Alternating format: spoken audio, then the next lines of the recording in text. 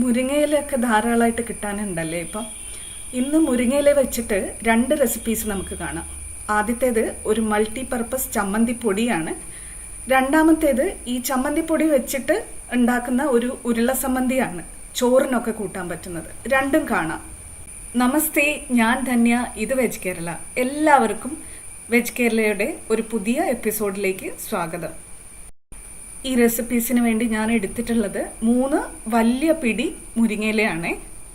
ഇത് നന്നായി വാഷ് ചെയ്ത് ഫാനിന്റെ അടിയിലിട്ട് ഉണക്കിയെടുത്തിട്ടുള്ളതാണ്. ഇതിൽ വലിയ തണ്ടുകളൊക്കെ ഞാൻ മാറ്റിയിട്ടുണ്ട്, ചെറിയ തണ്ടുകളൊക്കെ വെച്ചിട്ടുണ്ട്. റോസ്റ്റ് ചെയ്ത് ചേർക്കുമ്പോൾ അതിന്റെ കയ്പൊന്നും ഒട്ടും അറിയില്ല. ഇനി നമ്മൾ ഒരു പാൻ മീഡിയം ടു ലോ ഫ്ലെയിമിൽ വെക്കാം. മുരിങ്ങയില ഡ്രൈ റോസ്റ്റ് ചെയ്യാൻ വേണ്ടിയിട്ടാണ്, ഇല കരിഞ്ഞു പോവാതിരിക്കാൻ വേണ്ടിയിട്ടാണ് മീഡിയം ടു ലോ ഫ്ലെയിമിൽ വെക്കുന്നത്.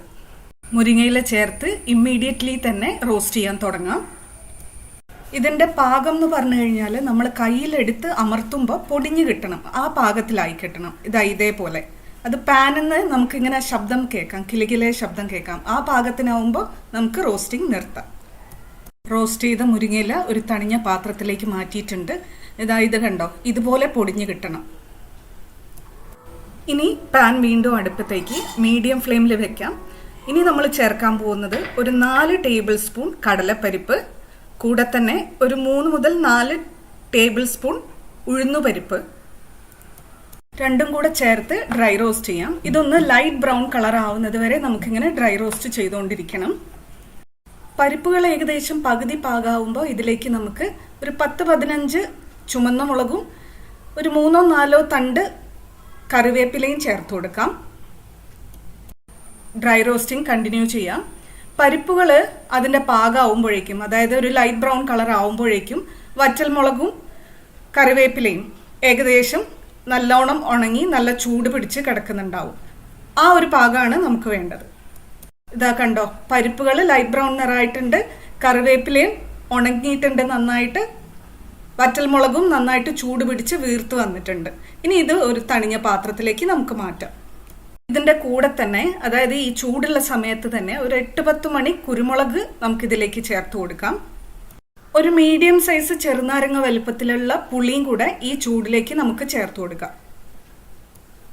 ഇനി ഇതൊന്ന് കൂൾ ഡൗൺ ആയി വാം സ്റ്റേജിലെത്തണം ഇതൊന്ന് പൊടിച്ചെടുക്കാൻ വേണ്ടിയിട്ട്. അപ്പോഴേക്കും നമുക്ക് വേറൊരു ingredient oil roast ചെയ്തെടുക്കാനുണ്ട്.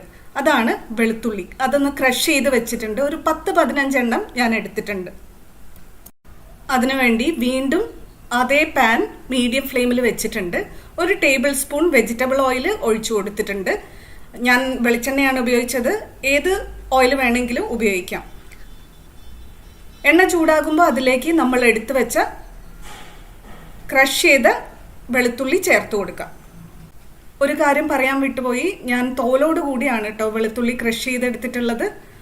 Oil roast ചെയ്തുകൊണ്ടിരിക്കാം, അതൊന്ന് കാരമലൈസ് ആവുന്നത് വരെ, അതായത് ചെറുതായിട്ടൊന്ന് മൊരിഞ്ഞു കിട്ടുന്നത് പോലെ. ഏകദേശം ഇതേപോലെ വെളുത്തുള്ളി ഒന്ന് മൊരിഞ്ഞു വന്ന ശേഷം മറ്റുള്ള ഇൻഗ്രീഡിയൻസിന്റെ കൂടെ ചേർത്ത് കൊടുക്കാം. ഇപ്പോൾ ഏകദേശം വാം സ്റ്റേജിലായിട്ടുണ്ട്. വെളുത്തുള്ളിയുടെ ആ ചൂട് മാത്രമേ ഇപ്പോൾ ഉള്ളൂ. ഇത് പൊടിക്കാൻ തുടങ്ങുന്നതിന് മുന്നേ മുളകിന്റെ ഞെട്ട് ഒന്ന് മാറ്റി കൊടുക്കണേ. എല്ലാം കൂടെ ഞാൻ മിക്സിയുടെ ചെറിയ ജാറിലേക്ക് മാറ്റിയിട്ടുണ്ട്. ഇതിന്റെ കൂടെ തന്നെ നമുക്ക് ഒരു 1/2 ടീസ്പൂൺ മുതൽ 1/4 ടീസ്പൂൺ വരെ കായത്തിന്റെ പൊടി കൂടെ ചേർത്ത് കൊടുക്കാം.